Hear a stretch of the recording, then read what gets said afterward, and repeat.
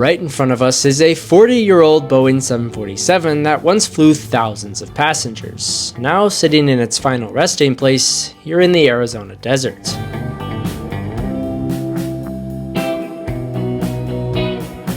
Welcome to Pinal County Airpark, the place where hundreds of airplanes from all around the world meet their fate. Aircraft scrapyards like these are where every plane in service will eventually end up one day once it reaches the end of its flying life. And for aviation enthusiasts, scrapyards essentially serve as massive museums containing incredibly historic aircraft. Obviously though, facilities like these aren't just open to the public, and peeking through the fence is usually about as close as you can get.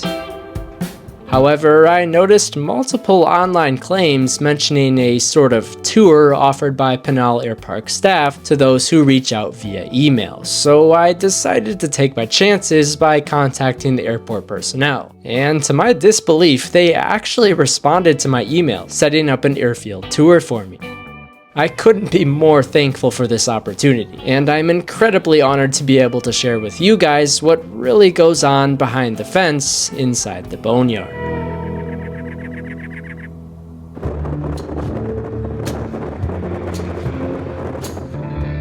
This little tour, consisting of a whopping 3 people, started out in the small airport office, which contained loads of intriguing maps and memorabilia, highlighting the rich history of Pinal Airpark, which was originally built as a pilot training site for the Second World War. While the function of this airport has mainly switched to aircraft maintenance, overhaul, and end-of-life operations, a strong military presence does still exist here at the north side of the airfield, where later on I would end up catching a pretty cool parachute training exercise.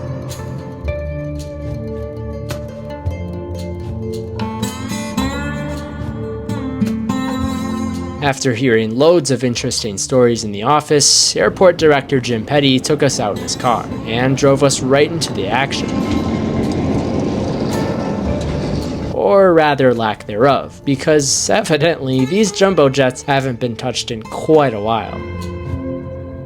This large group of 747s in the middle of the airfield was the only portion of the grounds where photography is permitted, and even though we drove right by some incredibly historic aircraft on the drive out here, I unfortunately couldn't take any pictures until we reached this spot. I did, however, manage to sneak a hazy shot of the recently retired German Air Force A340 though, one of the many historic aircraft that we drove right next to but couldn't photograph. You can probably recognize many of the iconic names and paint schemes on these airliners, such as this blue-striped 747 formerly owned by Japanese carrier ANA, or this TWA one, and that's exactly the reason that most of the airfield is off limits to photography. Aircraft owners and operators don't really want images of their scrapped and broken up jets circulating the internet, as it's obviously not the best look. Now, if you know anything about aviation history, you'll have definitely recognized this Trans World Airlines jet, formerly one of America's biggest carriers until the company's bankruptcy in 2001. Even though this airframe is clearly far past its prime, it's quite the honor to be able to see any airplane with the words TWA painted on the tail, let alone a 747. Now, you might be wondering why this plane has a bunch of random holes on the side of the fuselage here, and that's not just a weird way of scrapping the aircraft. Those rectangular holes are actually the clipping spots for plane tags, which are essentially aircraft fuselage pieces that get turned into keychains and such for aviation enthusiasts to collect.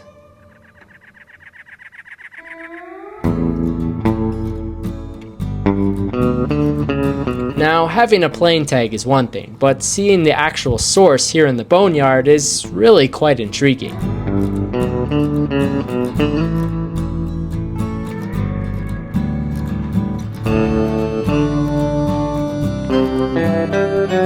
Even though this vertical stabilizer may be sun-faded to oblivion, you can still make out the airline that this 747 obviously flew for, with that iconic red paint.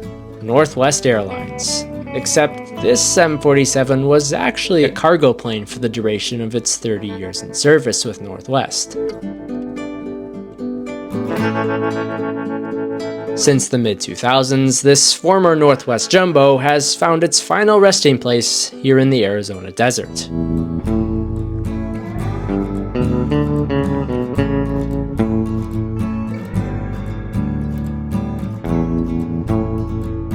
Now, as mentioned previously, I was technically only allowed to film these 747s, but that certainly didn't stop me from getting shots of other historic aircraft off in the distance. Besides the German A340, I also managed to get a much crisper shot of these McDonnell Douglas DC-10s.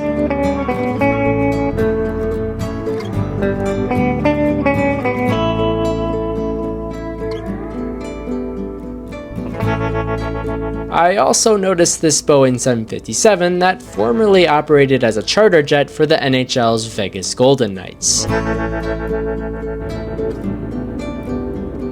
And of course, off in the near distance could be seen rows and rows of parked Spirit planes, with this footage being shot just months before the shutdown.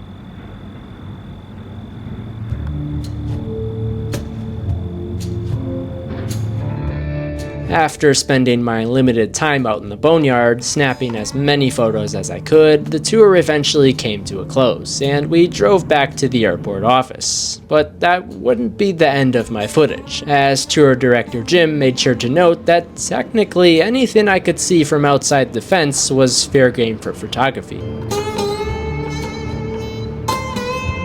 I certainly made use of this remark, spending the next half hour filming as many aircraft as I could through the fence.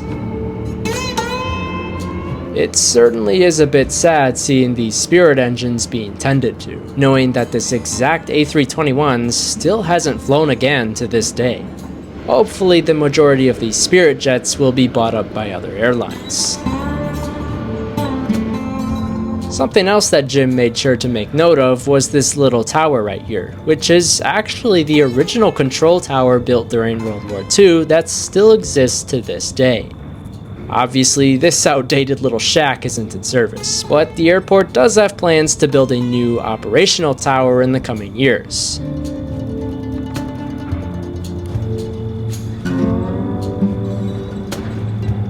Driving down the perimeter of the airport really gives you a good sense as to the sheer scale of airplanes that all the tenants at this facility maintain, and I even managed to get a shot of some fully scrapped aircraft remains, the final stage of an airplane's life. Once the most valuable parts like engines and landing gear are removed, the aircraft becomes a shell of its former self, waiting to be demolished, or simply stored for other spare parts. Most boneyards are found in dry, warm environments to prevent rust and corrosion of the airframes, and in North America, the desert Southwest serves as the main location for aircraft end-of-life operations. Although, as you've probably noticed, all kinds of airlines from all over the world fly their retired jets here. Pinal Airpark actually serves as a huge part of this region's economy, as aircraft maintenance and overhaul is certainly no cheap business.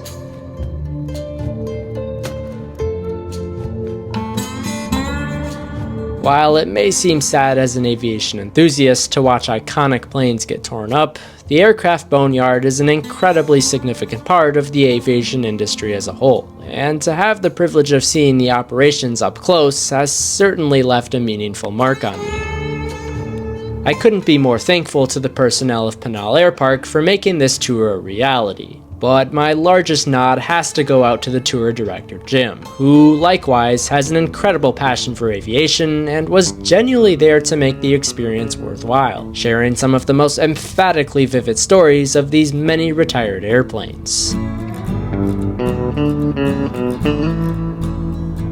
With all that said, I hope you enjoyed this video as much as I enjoyed filming it, and thanks very much for watching.